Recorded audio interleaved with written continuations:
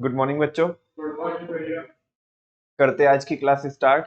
और third chapter का आज हमें क्या करना है बच्चों? रिवीजन करना है। चैप्टर का नाम है business environment and management.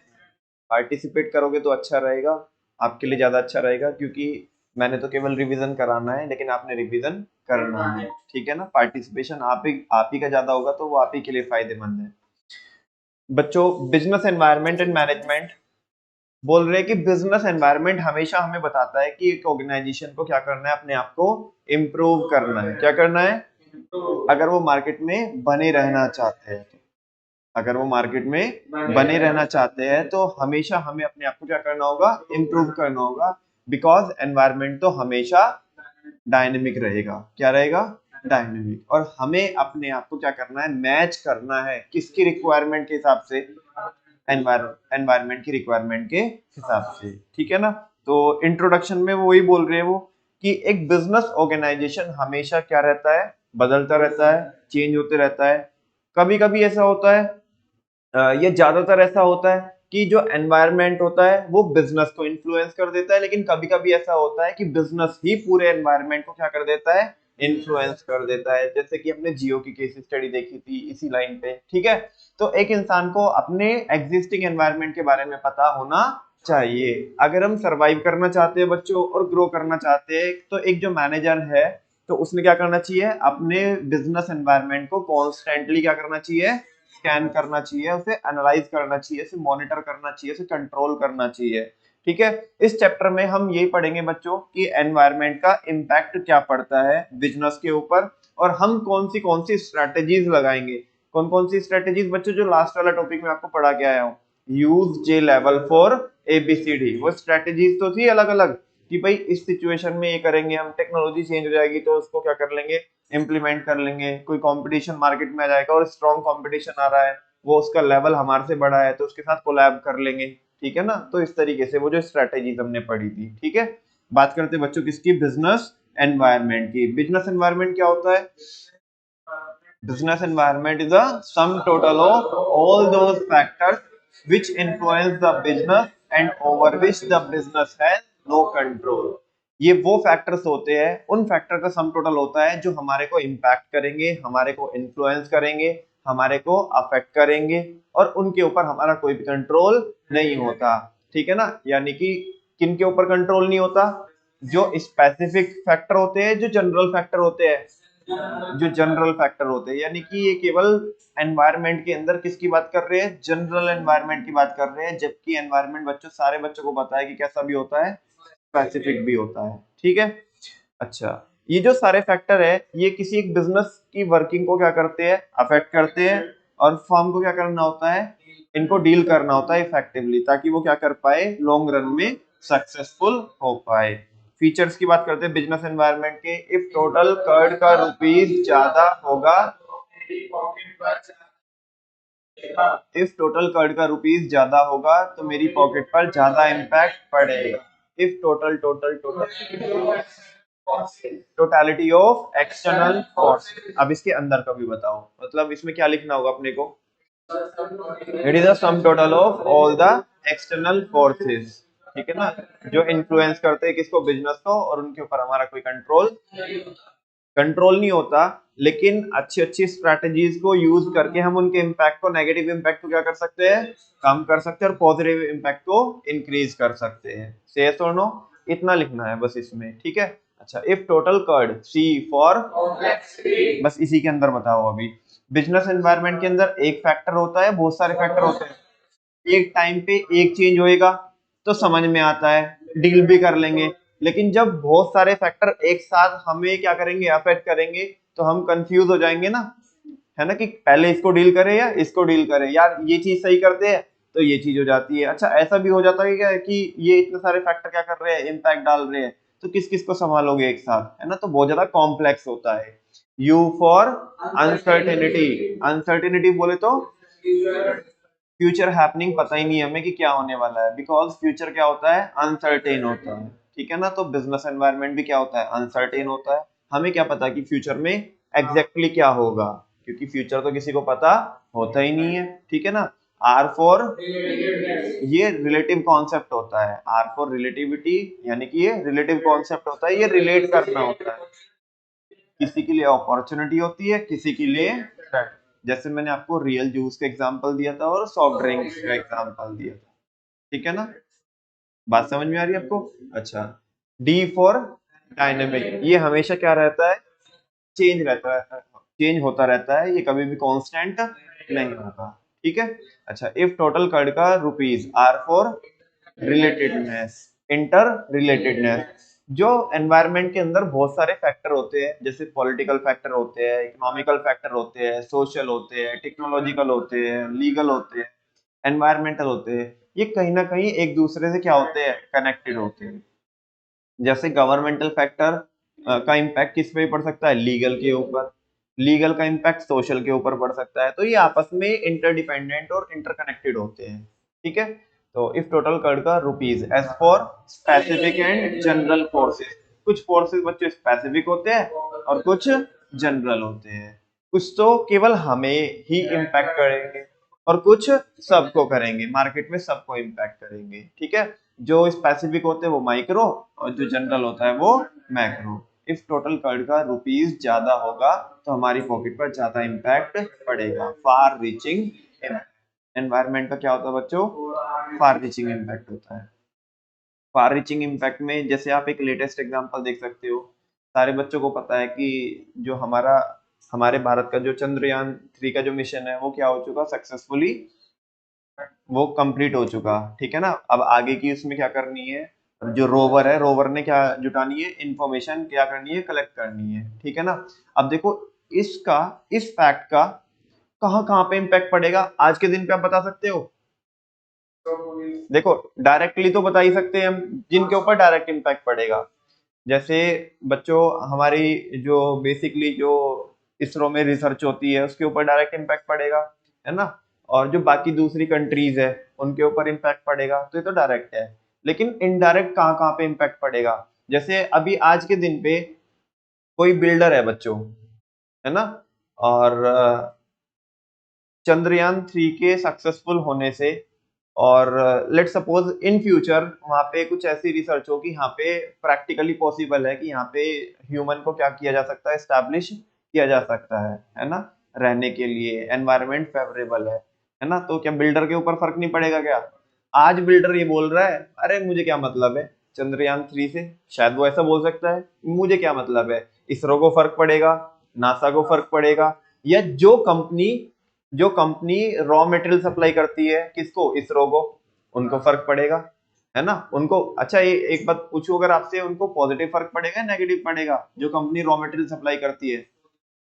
Positive फर्क पड़ेगा, क्योंकि जब हम एक अपना मिशन सक्सेसफुली क्या कर चुके, कंप्लीट कर चुके हैं, तो फ्यूचर में भी हम अलग अलग, मतलब मार्स पे भी जा सकते हैं, है ना, उसके लिए भी कुछ प्रिपेयर कर सकते हैं, तो उसके लिए वो इक्विपमेंट्स वगैरह चाहिए। तो जो कंपनी, जैसे पारस डिफेंस करके कंपनी है, ठीक है ना, तो वो इस तरह के इक्विपमेंट प्रोवाइड कराती है, तो उसके लिए क्या है, फेवरेबल चेंज हो सकता है, ठीक है ना। ऐसे MTAR टेक्नोलॉजी है, काफी सारी क्या है कंपनीज है, तो इनके ऊपर तो डायरेक्ट इम्पैक्ट पड़ रहा है। लेकिन बच्चों, इस चीज का कहाँ कहाँ पर इम्पैक्ट पड़ेगा आज के दिन पे तो नहीं बता सकते हम, नहीं बता सकते ना। एक इंसान जो सोच के बैठा है, जो कार मैन्युफैक्चरर है, अब कार मैन्युफैक्चरर ये सोच रहे चंद्रयान 3 से हमारे ऊपर क्या इम्पैक्ट पड़ेगा। अभी जब दुनिया ही कहाँ पे बस जाएगी, मान लिया इन फ्यूचर, मैं अपने मन से मतलब ऐसे एज्यूम करके चल रहा हूँ कि लेट सपोज वहां पे प्रैक्टिकली पॉसिबल है कि दुनिया बसाई जा सकती है वहां पे, तो जब गाड़ियां ही उधर चलेगी, ठीक है ना, तो इधर तो क्या होएगी, डिमांड क्या होएगी, कम होएगी ना, तो उन्हें अपने प्लांट कहाँ पे भी लगाने पड़ेंगे, मून पे भी लगाने पड़ेंगे, समझा ना।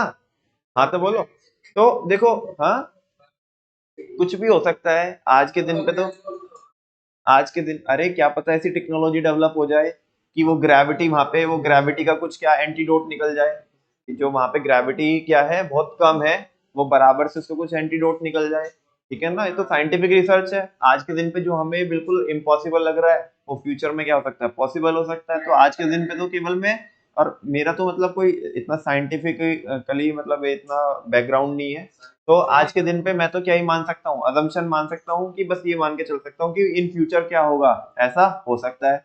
तो मैं उसका इम्पैक्ट बता रहा हूँ किसके ऊपर, बिजनेस कम्युनिटी के ऊपर क्या इम्पैक्ट पड़ेगा। तो बच्चों फार रीचिंग इम्पैक्ट सोच भी नहीं सकते हम कि कहाँ कहाँ पे इम्पैक्ट पड़ेगा, ठीक है ना।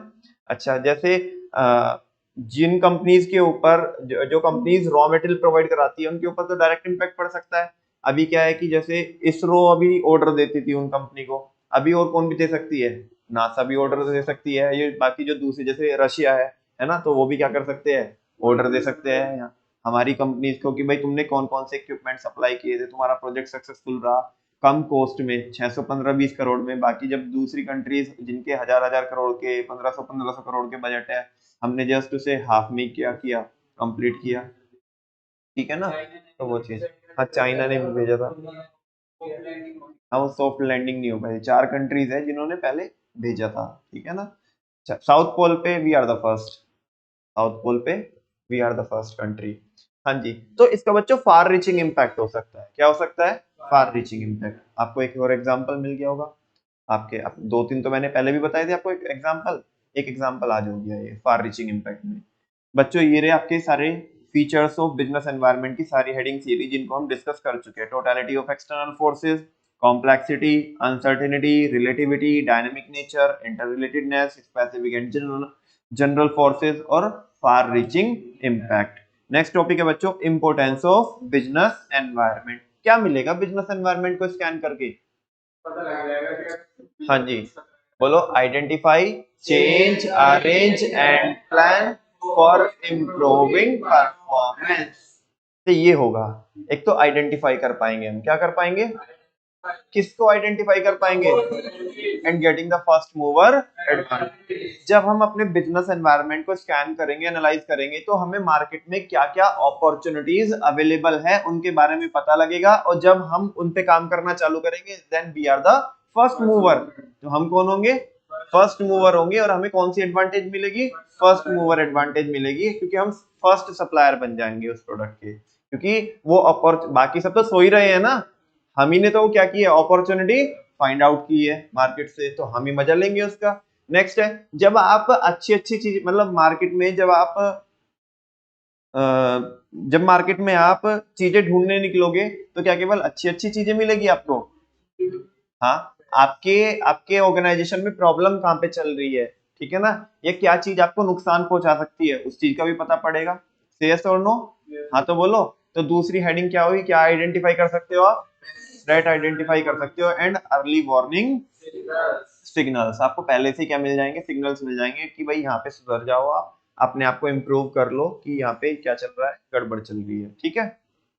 आइडेंटिफाई चेंज, चेंज बोलो, हेल्प इन डीलिंग विद, जब मैं कॉन्स्टेंटली मॉनिटर कर रहा हूँ एनवायरनमेंट को और एनवायरनमेंट चेंज हो रहा है, तो मैं भी तो उसके जैसे बनना चाहूंगा, क्योंकि मैं मॉनिटर कर रहा हूँ, और अगर मैं उसके जैसे बनना नहीं चाहता तो मैं मॉनिटर ही क्यों कर रहा हूँ, समझा ना। हाँ, तो क्या बोल रहे हैं, helps in dealing with rapid changes. जब आप अपने एनवायरनमेंट को स्कैन करते हो तो आप अपने आप को मोल्ड करोगे किसके अकॉर्डिंग, एनवायरनमेंट के अकॉर्डिंग, तो आप भी क्या हो जाओगे, चेंज हो जाओगे। तो ये चेंज करने में हेल्प करेगा आपको, किसमें हेल्प करेगा, चेंज करने में हेल्प करेगा, बात समझ में। अच्छा, आइडेंटिफाई, चेंज, अरेंज। जब आप चेंज करोगे, जब आप क्या करोगे, तो रिसोर्सेज पहले वाले चाहिएंगे या अब जो जिस तरीके से काम कर रहे हो वो वाले चाहिए, तो ये किस में हेल्प करेगा आपको, बोलो ना, यूजफुल रिसोर्सेज को अरेंज करने में हेल्प करेगा, ठीक है। Identify, change, arrange and plan, आगे की प्लानिंग करने में काम में आएगा, helps in planning and policy formulation. और इतना काम करेंगे तो अभी भी परफॉर्मेंस इंप्रूव नहीं होगी। भाई देखो, आइडेंटिफाई अपॉर्चुनिटी हमने कर ली, थ्रेट हमने आइडेंटिफाई कर ली, चेंजेस हमने कर लिए, रिसोर्सेज हमने अरेंज कर लिए, प्लानिंग हमने कर ली, अभी भी कुछ गुंजाइश बची है क्या, सारे काम तो कर लिए, अभी तो कोई क्या करने से, परफॉर्मेंस को इंप्रूव करने से कोई रोक नहीं सकता। तो फाइनली इससे क्या हो जाएगी हमारी, helps in improving performance. Business environment का ये फायदा होता है, इंपॉर्टेंस होती है कि वो हमारे को क्या करता है, परफॉर्मेंस को इंप्रूव करने में हेल्प करता है। से यस और नो, देख लो बच्चों, सारी हेडिंग्स ये रही, इनके एग्जांपल्स भी, केस स्टडीज भी बड़े डिटेल में, बहुत दिनों से चल रहा है चैप्टर हमारा, ठीक है, और कहने को छोटा सा चैप्टर है लेकिन अच्छा चैप्टर है। नेक्स्ट है बच्चों, छोटू सा चार्ट है। बिजनेस एनवायरनमेंट के कितने बच्चे होते हैं? दो बच्चे होते हैं। पहला माइक्रो एनवायरनमेंट, दूसरा मैक्रो एनवायरनमेंट। माइक्रो अनकंट्रोलेबल होता है, माइक्रो बोलो अनकंट्रोलेबल होता है, वेरी गुड।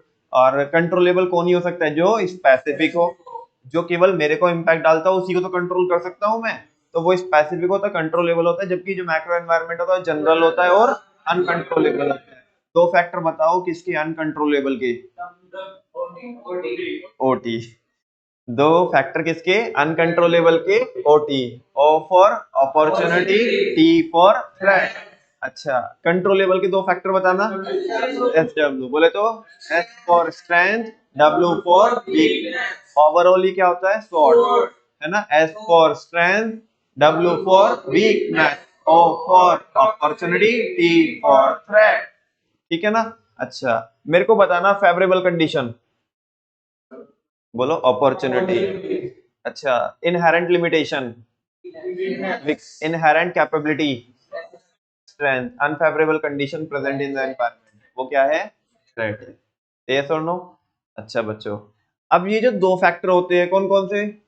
जो स्ट्रेंथ और वीकनेस, ये इंटरनल होते हैं कि एक्सटर्नल? इंटरनल। और वे कैसे होते हैं? एक्सटर्नल होते हैं। ठीक है, इसी के साथ बच्चों ये हमारा जो चार्ट है वो कंप्लीट हो जाता है। नेक्स्ट टॉपिक है एनवायरमेंटल स्कैनिंग, या इसे एनवायरमेंटल एनालिसिस भी बोल सकते हो और एनवायरमेंटल मॉनिटरिंग भी बोल सकते हो। बताओगे क्या है? हाँ बताओ।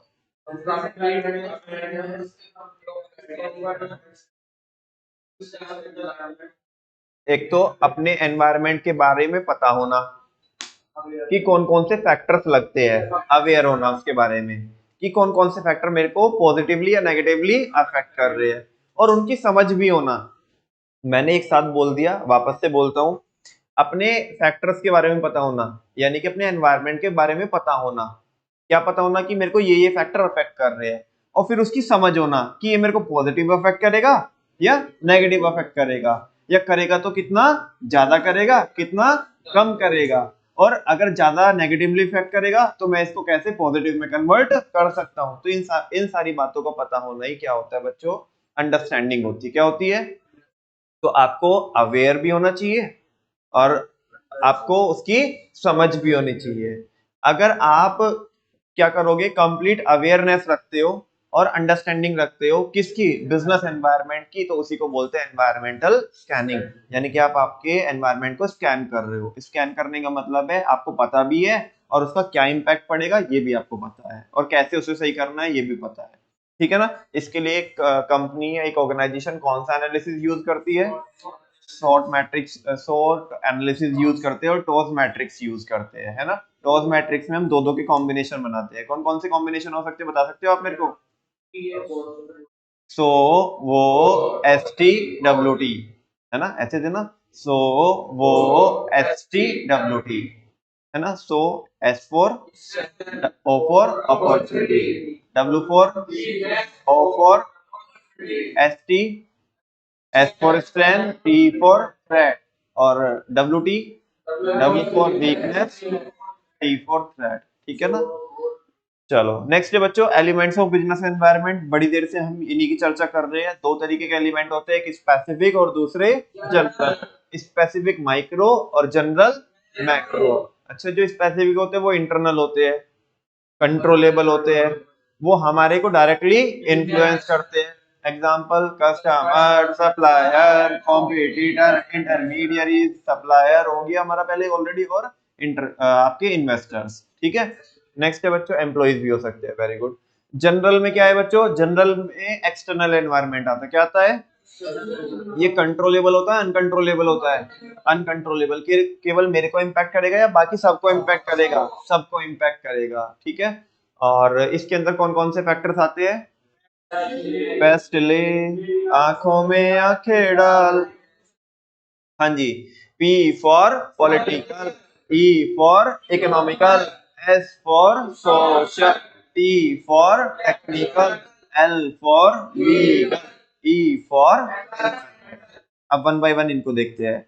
बच्चों आप मुझे बताओ, जो पॉलिटिकल पार्टीज होती है क्या उनका अलग अलग एटीट्यूड होता है, अलग अलग बिजनेस कम्युनिटी को लेकर के, अलग अलग बिजनेसमैन को लेकर के, किसी का जो इंटरेस्ट होता है वो फेवर में होता है और किसी का हाँ मतलब अगेंस्ट में होता है। ठीक है, जैसे कि बड़े सारे हमने एग्जांपल्स डिस्कस किए थे कि अंबानी जी को लेकर के, अडानी जी को लेकर के बड़े सारे एलिगेशंस लगते हैं करंट गवर्नमेंट के ऊपर कि ये फेवर करते हैं, है ना, जैसे बाबा रामदेव को फेवर करते हैं। तो इस तरह की लोग करते रहते हैं, बातचीत करते रहते हैं।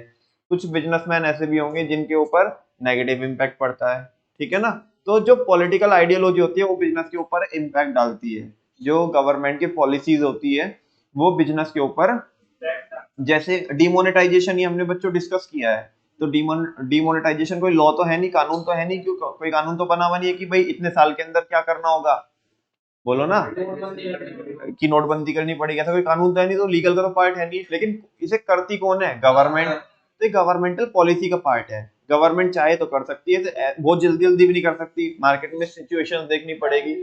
तो ये पॉलिटिकल एनवायरनमेंट का पार्ट है। ठीक है बच्चों, नेक्स्ट है इकोनॉमिकल एनवायरनमेंट, यानी कि ये इसमें इकोनॉमिक के फैक्टर, मतलब इकोनॉमी के फैक्टर आते हैं। जितने भी आपके इकोनॉमिक्स के फैक्टर्स होते हैं वो सारे इसके अंदर आते हैं बच्चों। मैक्रो इकोनॉमिक्स के जितने भी फैक्टर्स है वो सारे बिजनेस के ऊपर इम्पैक्ट डालते हैं, starting from the government budget. आप अगर अपने माइंड में केवल कॉन्सेप्ट कॉन्सेप्ट लेके आओगे ना, तो वो सारे फैक्टर यहाँ पे वर्क करते हैं। जैसे कि गवर्नमेंट बजट, ठीक है आपका, अब वो बजट फिर सरप्लस है, डेफिसिट है, बैलेंस है, ठीक है, आपके जो कैपिटल एक्सपेंडिचर है गवर्नमेंट के, और जो फिजिकल डेफिसिट है, रेवेन्यू डेफिसिट है, प्राइमरी डेफिसिट है, तो वो सारी चीजें। ठीक है ना, तो ये क्या करती है, इम्पैक्ट डालती है। क्या डालती है, इम्पैक्ट डालती है। इन्फ्लेशन रेट हो गया, डिफ्लेशन का रेट हो गया, श्रिंकफ्लेशन हो गया, हाइपर इन्फ्लेशन हो गया। बात समझ में आ रही है? अरे हाँ तो बोलो।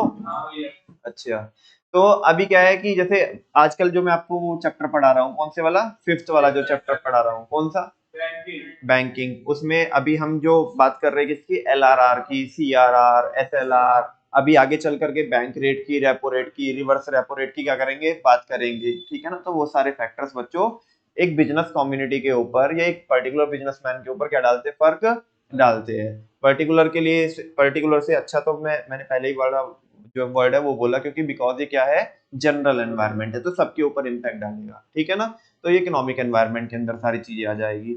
जो जो भी मैंने बोला वो यहाँ पे लिखा हुआ है सारे। ठीक है ना, स्टॉक मार्केट के ट्रेंड है, मनी सप्लाई है, वो सारी चीजें।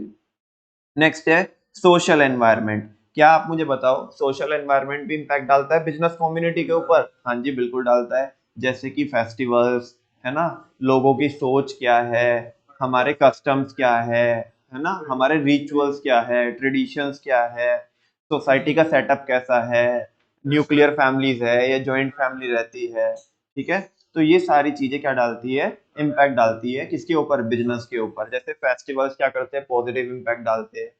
ठीक है, हाँ बोलो ना, किसके लिए, अगर दिवाली की बात करें हम या ईद की बात करें, तो स्वीट सेलर हो गए, और जो आपके होली पे अगर बात करें तो जो कलर्स बेचते हैं, ठीक है ना, दिवाली पे जो क्रैकर्स बेचते हैं या जो लाइट्स वगैरह होती है, ठीक है, रक्षाबंधन पे भी राखी, है ना।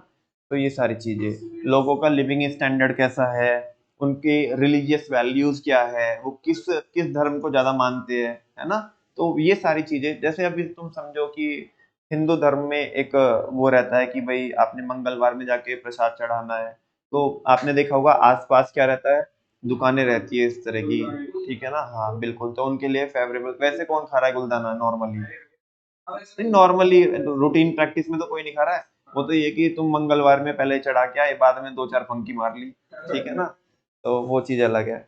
तो हाँ जी बच्चों, आपको समझ में आया कि नेक्स्ट है टेक्नोलॉजिकल एनवायरनमेंट। आप मुझे बताओ, क्या टेक्नोलॉजी फर्क नहीं डालती क्या? टेक्नोलॉजी जितनी जल्दी चेंज होएगी उतना ज्यादा हमारे बिजनेस के ऊपर पॉजिटिव फर्क भी पड़ सकता है। अगर हम इम्प्लीमेंट कर लेंगे उसे तो पॉजिटिव फर्क पड़ेगा, और नहीं करेंगे तो नेगेटिव फर्क पड़ेगा। बिकॉज अभी हमारी एफिशिएंसी क्या हो जाएगी, कम हो जाएगी।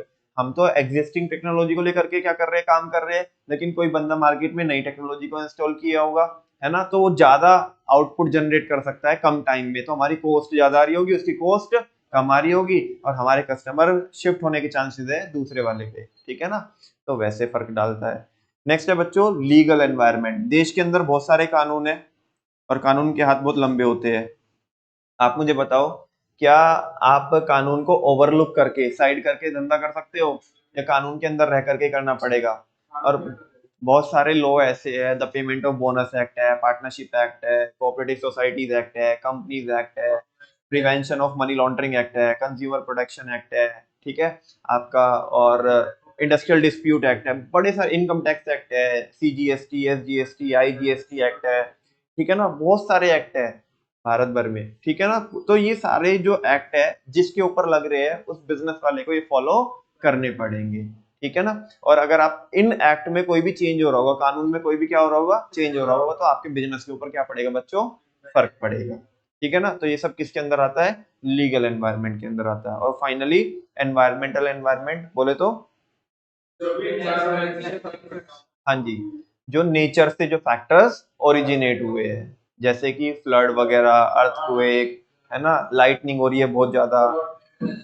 अब जैसे क्या होता है, देखो, एनवायरमेंटल फैक्टर बताऊं, सोशल फैक्टर से कैसे कनेक्ट करेगा, एनवायरमेंटल फैक्टर सोशल फैक्टर से कैसे कनेक्ट करेगा बच्चों?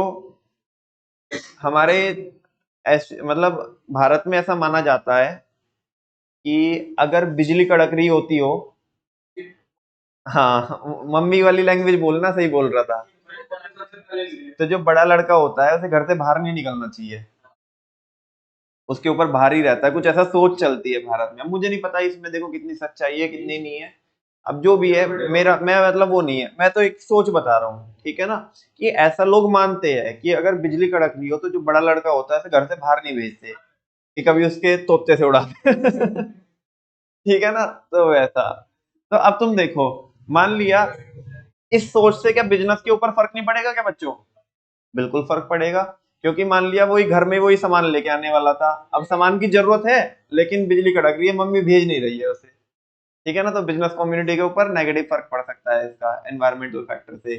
और बाकी अगर अर्थक्वेक आता है तो नॉर्मली नॉर्मली आपको देखने को मिलेगा कि फर्क पड़ेगा ही, क्योंकि हमारी बिल्डिंग वगैरह जो प्लांट एंड मशीनरी वगैरह है वो क्या हो सकते हैं, डिस्ट्रॉय हो सकते हैं। अच्छा बच्चों, फिर वापस से देखो और कनेक्ट करो कि यहाँ पे तो मैंने सोशल को कनेक्ट किया किससे, एनवायरमेंट। ऐसे क्या होता है तुम्हें पता है ना, कि जो हमारे जैसे चंद्रयान 3 के मिशन से मैं अभी कनेक्ट कर रहा हूँ इसे, जो समुद्र होता है उसमें जो लहरें आती है, जो टाइड्स वगैरह आती है ना, उनका इम्पैक्ट ऐसा बोला जाता है कि मून से पड़ता है, किससे पड़ता है, मून उन टाइड्स को कंट्रोल करता है। वो जो अब देखो कितना बहुत फार रीचिंग इम्पैक्ट में भी सोच लेना ये एग्जांपल, और इनको आपस में भी कनेक्ट करना, ठीक है, कि जो एनवायरमेंटल फैक्टर है, अब ये जो मून कंट्रोल करता है टाइड्स को, वेव्स को, है ना, तो ये प्रॉपर प्रॉपर किस में आएगा, एनवायरमेंटल फैक्टर में आएगा। अब देखो आजकल जैसे सुनामी आती है ना, वो टाइड्स वगैरह जो आती है, और जिसकी वजह से फिर वो सुनामी क्रिएट हो सकती है। अभी हमने चंद्रयान 3 लॉन्च किया और उससे हमें कुछ इनपुट मिले, हमें हमारे साइंटिस्ट ने इस तरह की क्या की, रिसर्च की कि हम कैसे कंट्रोल कर सकते हैं उन टाइड्स को, उन वेव्स को कैसे कंट्रोल कर सकते हैं, है ना, क्योंकि मून की स्टडी करके। तो बताओ इससे बिजनेस के ऊपर कैसा फर्क पड़ेगा? आजकल तो कैसा फर्क पड़ रहा है, नेगेटिव फर्क पड़ रहा है, लेकिन कल को कैसा फर्क पड़ेगा, पॉजिटिव, क्योंकि जो नुकसान हो सकता था उसे हम क्या कर देंगे बच्चों, उस नुकसान को होने से बचा लेंगे, मतलब कंट्रोल कर सकते हैं। जैसे आजकल तो कंट्रोल नहीं कर पा रहे सुनामी को, लेकिन कुछ ऐसी टेक्नोलॉजी आपस में, अब देखो एक एनवायरमेंटल को मैंने टेक्नोलॉजी से भी कर दिया, कनेक्ट कर दिया, कुछ ऐसी टेक्नोलॉजी क्या हो जाए, डेवलप हो जाए, जिससे कि हम वो कंट्रोल कर पाए। समझ आ रही है बात? तो वैसे, तो इसके साथ साथ बच्चों हमारा ये वाला टॉपिक क्या हो जाता है, खत्म हो जाता है। नेक्स्ट है बच्चों न्यू इंडस्ट्रियल पॉलिसी, और इसको न्यू इकोनॉमिक पॉलिसी भी बोलते हैं, और नाम तो सुने होगा आपने, liberalisation, privatisation, globalisation, LPG। Liberalisation का मतलब क्या होता है, removal of unnecessary boundaries which were earlier imposed on business sector, ठीक है ना, बिजनेस फर्म्स, जो किस पे थी पहले, हाँ, अभी माहौल कैसा दिया गया, फेवरेबल माहौल दिया गया, क्या करने के लिए, बिजनेस करने के लिए, और जो बेफालतू की रेस्ट्रिक्शंस थी वो हटा दी गई। इससे एक अच्छा माहौल मिलेगा बिजनेस करने के लिए, और इसका पर्पस क्या था, ताकि जो अनलॉक पोटेंशियल है हमारा इकोनॉमी का, उसको हम क्या कर पाए, यूटिलाइज कर पाए। और क्या क्या किया गया बच्चों, लाइसेंस की रिक्वायरमेंट हटाई गई कुछ इंडस्ट्रीज को छोड़ करके, एक्सपेंशन और कॉन्ट्रैक्शन पे अब कोई परमिशन लेने की जरूरत नहीं है, नेक्स्ट है आपके प्राइस आप खुद ही क्या कर सकते हो, फिक्स कर सकते हो। नेक्स्ट है इन्होंने क्या किया, टैक्स रेट को क्या किया, काफी कम किया। सिंपल प्रोसीजर बनाए किसके, इंपोर्ट के और एक्सपोर्ट के। और ऐसे प्रोसीजर्स बनाए जिससे कि जो फॉरेन इन्वेस्टर्स है वो अट्रैक्ट हो सके और ज्यादा इन्वेस्टमेंट भारत के अंदर कर सके। ठीक है। नेक्स्ट है बच्चों प्राइवेटाइजेशन। जब कोई सरकारी कंपनी किसको ट्रांसफर कर दी जाती है, उसका, हाँ, प्राइवेट सेक्टर को, उसका मैनेजमेंट कंट्रोल और उसकी जो ओनरशिप होती है प्राइवेट सेक्टर को ट्रांसफर कर दी जाती है, तो उसको बोलते हैं बच्चों प्राइवेटाइजेशन। और वो इस तरीके से कर दी जाए ताकि जो गवर्नमेंट की होल्डिंग है वो 51% से कम हो जाए। इसके लिए गवर्नमेंट ने 2 कदम उठाए, एक तो डिसइन्वेस्टमेंट और दूसरा रिवाइवल ऑफ सिक पीएसयू, कि थोड़ा थोड़ा पार्ट पार्ट में क्या करती गई, डिसइन्वेस्टमेंट करती गई, है ना। और रिवाइवल ऑफ सिक पीएसयूज की पहले जो मरती हुई कंपनी थी, सरकारी कंपनी, उन्हें पहले बचा करके रिवाइव करके फिर बाद में बेची उन्होंने, ठीक है ना, ऐसा भी कर सकते थे। ठीक है। तो जैसे कि उन्होंने क्या किया, रिवाइव करने के लिए सिक पीएसयूज जो थी उनको रिवाइव करने के लिए उन्होंने एक बोर्ड की स्थापना की, जिस बोर्ड का नाम क्या था, BIFR, बोर्ड ऑफ, आगे बोलो, बोर्ड ऑफ आई तो बोलो, board of industrial financial reconstruction, BIFR की उन्होंने क्या की, स्थापना की। ठीक है। नेक्स्ट है बच्चों ग्लोबलाइजेशन। ग्लोबलाइजेशन का मतलब क्या होता है कि अलग अलग इकोनॉमी को क्या बनाना, ग्लोबल इकोनॉमी बनाना, और बहुत सारी चीजें बहुत सारे लोगों के लिए। यानी कि अभी जो पहले जो इंटरनेशनल ट्रेड पे जो रेस्ट्रिक्शंस लगी थी उन्हें क्या करना, हटा देना। और कैसे करना ट्रेड, बिल्कुल ऐसे ट्रेड करना जैसे कि हम अपनी होम इकोनॉमी से क्या कर रहे हो, ट्रेड कर रहे हो। बात समझ में आई बच्चों? अच्छा, इससे होता क्या है बच्चों, ग्लोबलाइजेशन से एक तो कंपटीशन बढ़ता है, क्वालिटी बढ़ती है गुड्स और सर्विसेज की, और प्राइसेस क्या होते हैं, कम होते हैं, क्योंकि कंपटीशन आता है। ठीक है। इससे एक कंट्री के दूसरी कंट्री के साथ जो रिलेशनशिप है वो भी अच्छे होते हैं। ठीक है। और इससे एक कंट्री दूसरी कंट्री के ऊपर क्या भी हो जाती है, डिपेंड भी हो जाती है, तो इंटरडिपेंडेंसी बढ़ती है, क्योंकि कोई चीज अगर हम किसी पर्टिकुलर कंट्री से मंगा रहे हैं तो हम तो किसके ऊपर डिपेंड हो गए, उसके ऊपर डिपेंड हो गए, तो ऐसे हो सकता है। ठीक है। और अभी ग्लोबलाइजेशन के होने से जो बिजनेस कम्युनिटी है, जो बिजनेसमैन है, वो एक कस्टमर को, ऐसे कस्टमर को भी सर्व कर सकते हैं जो ज्योग्राफिकली बहुत दूर है हमारे से, है ना, और ये पॉसिबल हो पाया with the help of globalisation. अच्छा, ग्लोबलाइजेशन के फीचर्स क्या है, 4 फीचर्स है। इससे गुड्स और सर्विसेज का फ्री फ्लो हो सकता है, इंफॉर्मेशन टेक्नोलॉजी का फ्री फ्लो हो सकता है, कैपिटल का फ्री फ्लो हो सकता है, और लोगों का, पीपल का फ्री फ्लो हो सकता है। इसका इम्पैक्ट क्या पड़ा बच्चों इकोनॉमिक रिफॉर्म्स का बिजनेस के ऊपर, HRM ने CDT को सपोर्ट किया। बहुत सिंपल, बहुत आसान। क्या HR बोले तो human resource, need for developing human resources. जब ग्लोबलाइजेशन हुआ, लिबरलाइजेशन हुआ, प्राइवेटाइजेशन हुआ, तो भारत में टेक्नोलॉजी तेजी से बढ़ी। तेजी से इसलिए नहीं बढ़ी कि हमने रिसर्च करना चालू कर दी, कुछ तो रिसर्च भी करना चालू की, क्योंकि अब क्या कर, हमने जो प्रोसीजर थे वो सिंप्लीफाई कर दिए। तीसरा ग्लोबलाइजेशन हुआ, जो तीसरा फैक्टर था ग्लोबलाइजेशन। ग्लोबलाइजेशन के होने से ये हुआ, जो बाहर के जो बंदे थे वो भारत में क्या किए, उन्होंने इन्वेस्ट किया, नई नई टेक्नोलॉजी वो भारत में लेकर के आए। तो हमें अपने बंदों को क्या किया, हमने ट्रेन किया। तो हमें जरूरत पड़ी किसको ट्रेन करने की, अपने ह्यूमन रिसोर्स को, तो उसका इम्पैक्ट ये पड़ा। M फॉर मार्केट ओरिएंटेशन, मतलब पहले हम प्रोडक्ट बनाते थे और फिर उसे बेचते थे, लेकिन अभी बनाते ही वो है जो कस्टमर चाहता है, इसको बोलते हैं मार्केट ओरिएंटेशन। HRM ने CDT को सपोर्ट किया। C for competition, increase in competition. बहुत सिंपल पॉइंट है कि ग्लोबलाइजेशन के होने से क्या हुआ, कंपटीशन बढ़ा, या लिबरलाइजेशन के होने से, प्राइवेट, इनफैक्ट प्राइवेटाइजेशन के होने से, क्योंकि अब प्राइवेट सेक्टर आ रहा है ना पिक्चर में, बिल्कुल, तो इससे कंपटीशन बढ़ा। D for demanding customer, more demanding customer. ठीक है। कस्टमर अब क्या हो गए, मोर डिमांडिंग हो गए। क्यों हो गए मोर डिमांडिंग कस्टमर, जब हमारे को चॉइस ज्यादा मिल रही है, क्या मिल रही है, तो कस्टमर मोर डिमांडिंग हो गए। ठीक है।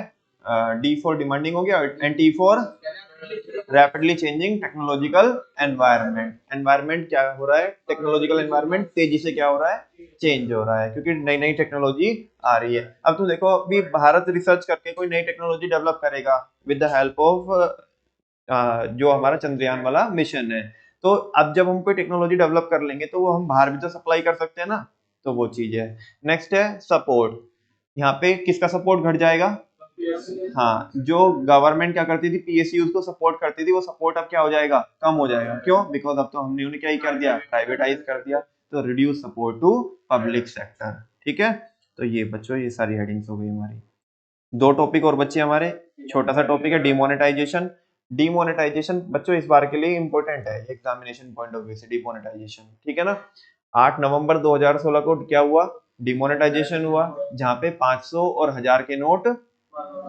हाँ, भैया ये तो बताओ कि आपको जो डिमोनेटाइजेशन होता है तो थोड़ा टेक्निकली तो बताओ कि क्या होता है बच्चों, जब कोई करेंसी क्या नहीं रहती, लीगल टेंडर नहीं रहती, यानी कि गवर्नमेंट अपनी परमिशन विड्रॉ कर लेती है कि ये करेंसी अब बेसिकली नहीं चलेगी मार्केट में, तो वो होता है डिमोनेटाइजेशन।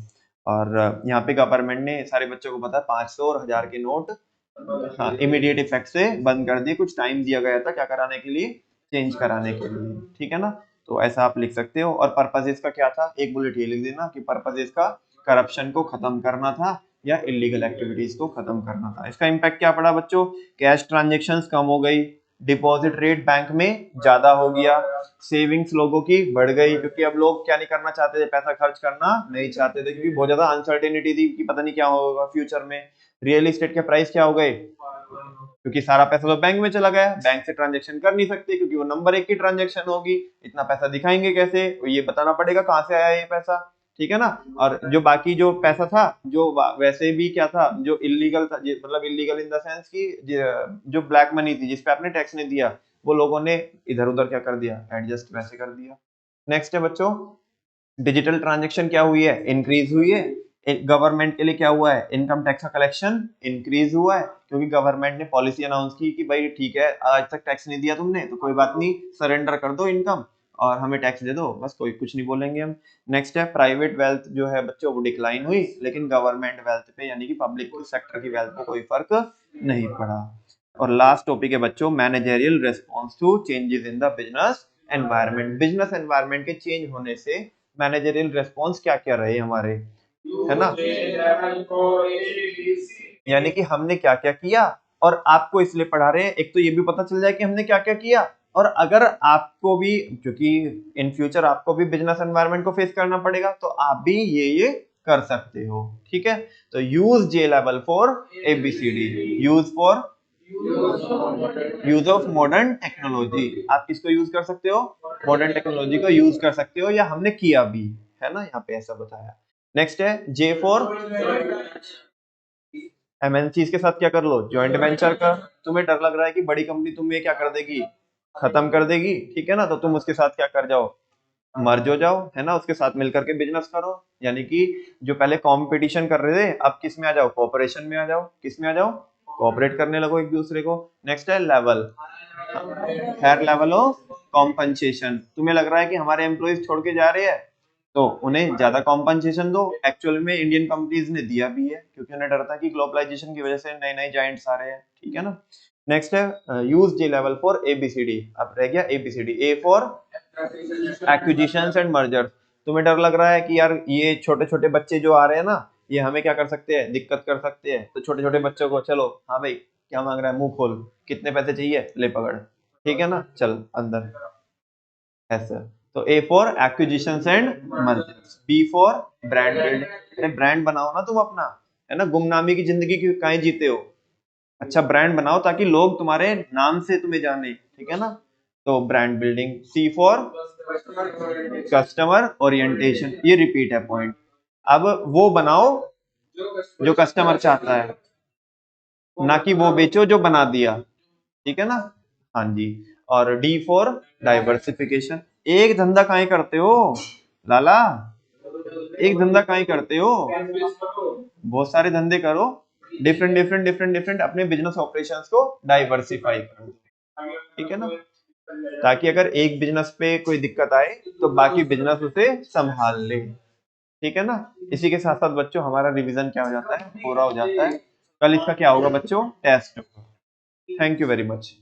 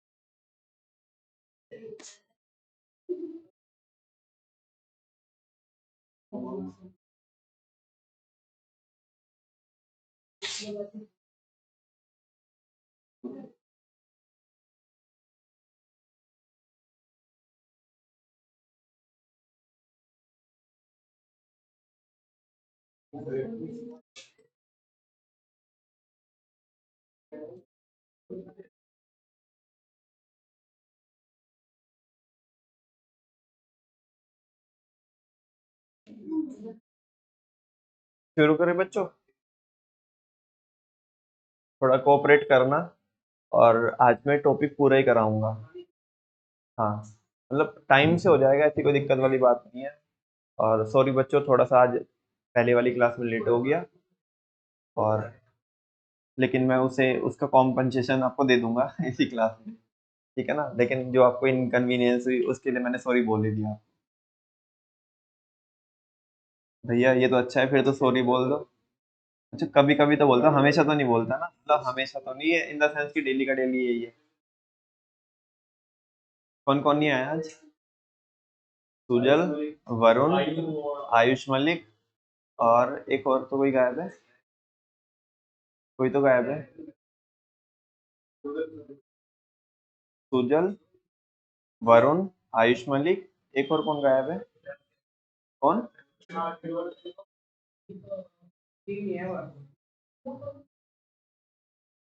आज तो मुझे भी लग रहा है।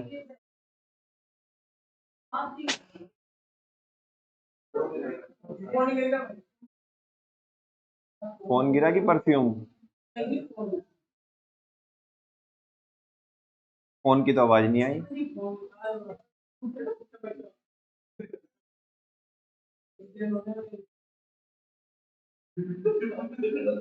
वैसे तो चलो अच्छी बात है कि तुम महका रहे हो, है ना? अच्छा, देखो आइडेंटिफाई हो गया ना।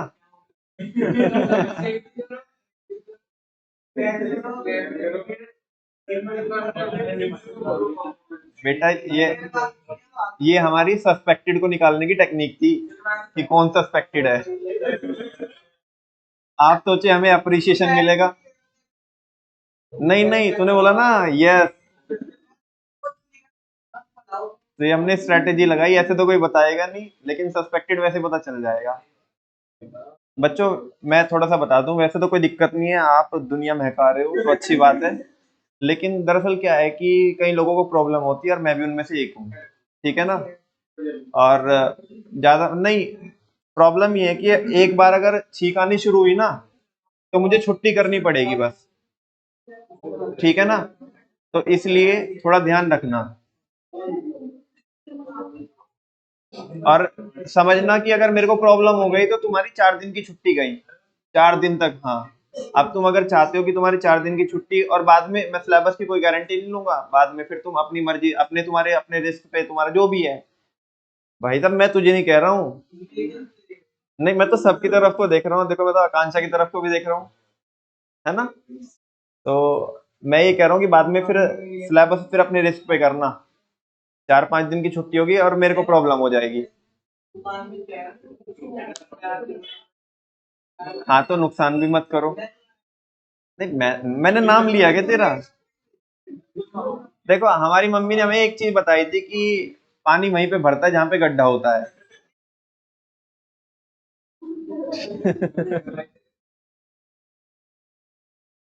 चलो।